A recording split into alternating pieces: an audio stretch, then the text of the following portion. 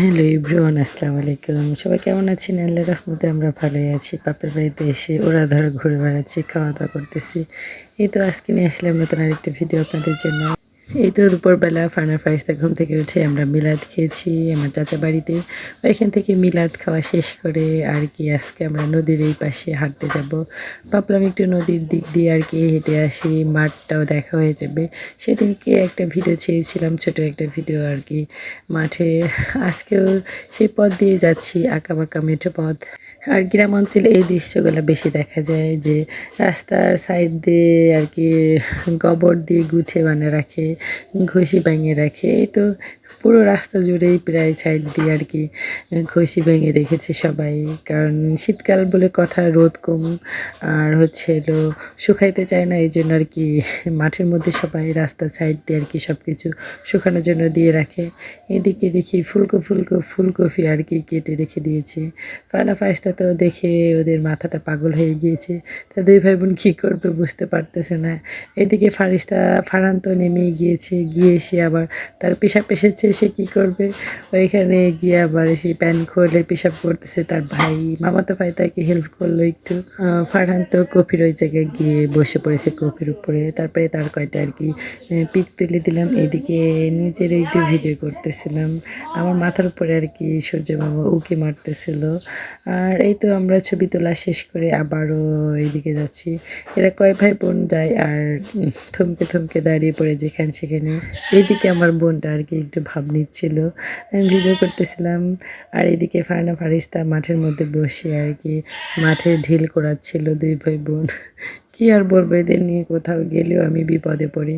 তারপরে যতবার বিপদে পড়ি ততবার তাদেরকে নিয়ে যেতে হয়, কারণ না নিয়ে তো উপায় নেই। এদিকে তারা ঢিল আর কি ছুটতেছে, মামাতো ভাই বোন মিলে, খালা মিলে দেখতেছে কে কত দূর দিতে পারে। অথচ ফারহান ছোট, তাদের সাথে এসে ঢিল ছুড়বে। এখানে তারা কয়েকজন মিলে ঢিল ছোঁড়া কম্পিটিশন করতেছিল কে কত দূর দিতে পারে। আমার ছেলেটা তো দিচ্ছে, তার ঢিলটা বেশি দূর যাচ্ছে না, অল্প একটু যাচ্ছে। তারপরে তারা বলতেছে, না ফারহান তুমি অনেক দূর দিয়েছো। বড়গুলা যা করবে ছোটগুলা তো তাই দেখে দেখে তাই শিখবে। ওইগুলাই দেখে দেখে শিখতেছিল। এদিকে তারা ঢিল ছুটতেছিল আর ওই ফাঁকে ফারিস্তা অন্য রাস্তা দিয়ে দৌড়িয়ে অন্যদিকে চলে যাচ্ছিল। তারপরে তাদেরকে বললাম ধরো ধরো ফারিস্তাকে। তারা দৌড়িয়ে গিয়ে আবার ফারিস্তাকে ধরতে গিয়ে ফারিস্তা দৌড়াচ্ছিল আর পড়ে গিয়েছে ঠাস করে। তারপরে ফারিস্তাকে নিয়ে আমরা আবার সোজা রাস্তা দিয়ে যাচ্ছিলাম। ফারহানা ফারিস্তা টমেটো ক্ষেতের কিনার দিয়ে যায় আর একটা করে ছোট টমেটো আর কি ছিঁড়ে ফেলে। আমার চাচার ক্ষেত থেকেও একটা আজকে ছিঁড়ে ফেলেছিল।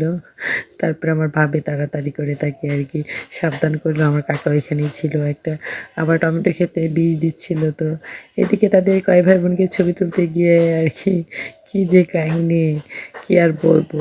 এই তো দেখতে দেখতে আমরা নদীর কিনারে একদম চলে আসছি। নদীর ভিতরে দেখে একদম সরিষা খেতে ভরা, এত সুন্দর লাগতেছিল। তারা কয় ভাই বোন দাঁড়িয়ে পড়ছে যে আমাদেরকে ছবি তুলে দাও। তাদেরকে ছবি তোলার জন্য দাঁড় করাইছি, কিন্তু তারা উল্টা পাল্টা আর সরিষা ক্ষেতগুলো নষ্ট করতেছিল। ওইদিকে সরিষা ক্ষেতালাও বসে বসে সাইডে আর কি পটল ক্ষেত নিড়াচ্ছিল। তারপরে বললাম থাক, তোমাদেরকে আর ছবি তোলা লাগবে না, আমরা অন্য কোথাও গিয়ে আর কি ছবি তুলবো। তারপরেই তো আমরা ঘুরতে ঘুরতে ওই পাশ দিয়ে একদম নদীর কিনারে গিয়েছিলাম। গিয়ে যে কি বিপদ, কি আর বলবো। ফারিস্তা তো সেরকম আজকে বিরক্ত করে নাই, কিন্তু ফারহান প্রচুর পরিমাণে বিরক্ত করেছে। ওইদিকে সবাই ধানের চারা দিয়েছে, তার দুই ভাই বোন উল্টা পাল্টা ধানের চারার মধ্যে দিয়েই হাঁটা শুরু করেছে। ওইদিকে ইকরাও তাদের সাথে গিয়েছে। আর আমরা কি করব, তাদের সাথে সাথে আমরাও আর কি ধানের ক্ষেত দিয়েই ঢুকে পড়লাম।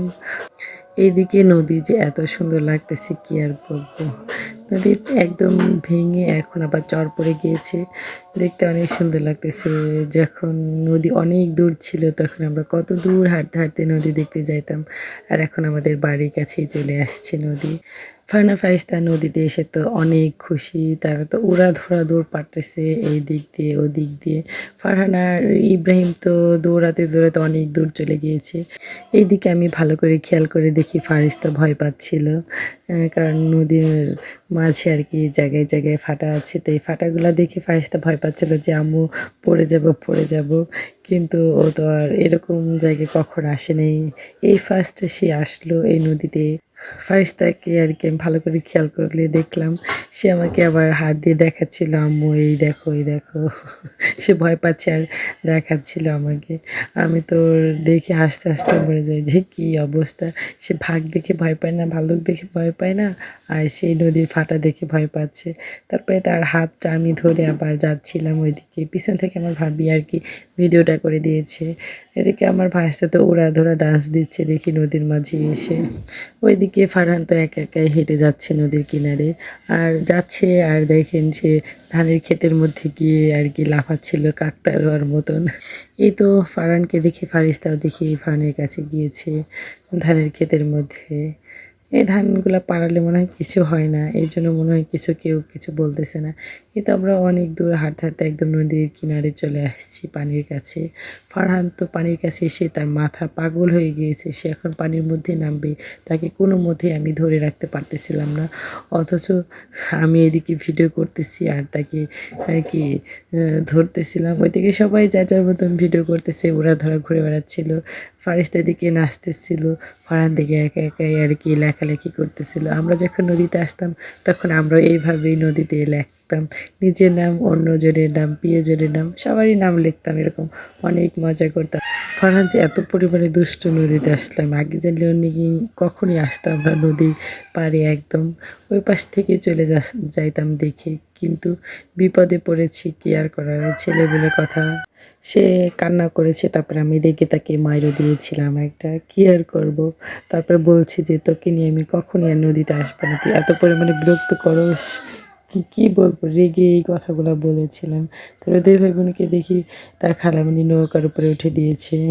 নৌকা থেকে এক ফাঁকে দেখি ফারহান নেমে পানিতে আর কি চলে যাচ্ছিল। তারপরে তাকে জোর করে আর কি কোলে নিয়ে আমি বাসায় চলে যাচ্ছিলাম, বলছি আর এখানে আমি থাকবো না এক মুহূর্তে। তারপরে জোর করে তাকে কান্না করতে করতে আমরা আর কি বাসায় নিয়ে আসছিলাম। আমার ভাইস্তা বুইটাই বেশি দুষ্টুমি করে, আজকে তো সে এক ফোঁটাও দুষ্টুমি করে নাই। পুরো পথ সে হেঁটে গিয়েছে, পুরো পথ সে হেঁটে আসছে। আর ফারহান যাওয়ার সময় হেঁটে গিয়েছে, আসার সময় তাকে সে কান্না করেছে বলে তাকে কোলে করে নিয়ে আসছি। সবাই ভালো থাকবেন, সুস্থ থাকবেন, ফারহানের ভাইস্তার জন্য দোয়া করবে যে সবসময় ভালো থাকে, সুস্থ থাকে। আর নেক্সট কোনো ভিডিওতে আপনাদের সাথে দেখা হবে, ততক্ষণ সবাই ভালো থাকবেন। আল্লাহ হাফিজ।